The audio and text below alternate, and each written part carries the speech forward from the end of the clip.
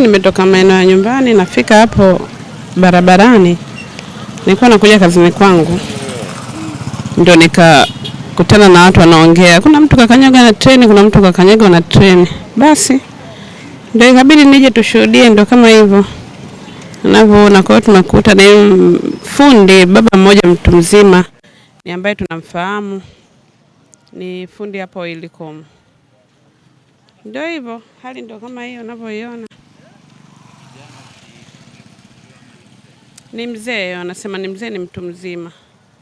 Ila na mimi baada ya kuelekezwa nikamfahamu.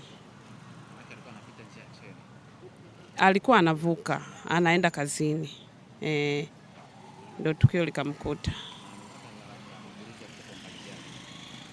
Umbali ndio kama hapo unavyoona, kuanzia pale hivyo mpaka kule alipotulia pale. Asante. Majina yangu ni Moses Macha, ni mzee wetu, mfanyakazi mwenzetu. Mzee alikuwa anavuka asubuhi katika reli, alikuwa anaelekea kazini. Ndipo treni ikamgonga kwa mbele, ikamhamisha sehemu moja mpaka kumpeleka sehemu nyingine, ndipo kutafishia mauti yake.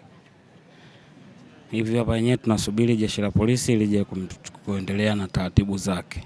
Naitwa Rashid Selemani. Huyu aliyopata ajali ni mfanyakazi mwenzetu, anafanya kazi kwenye kampuni ya Rushum Mandela. Alikuwa anatoka nyumbani anaelekea kazini. Baada ya kufika hapa ndo akakutana na mtihani kama huo uliomkuta. Kwa hiyo tunamtakia Mwenyezi Mungu amlaze mahali pema peponi. Asante sana. Ni mzee.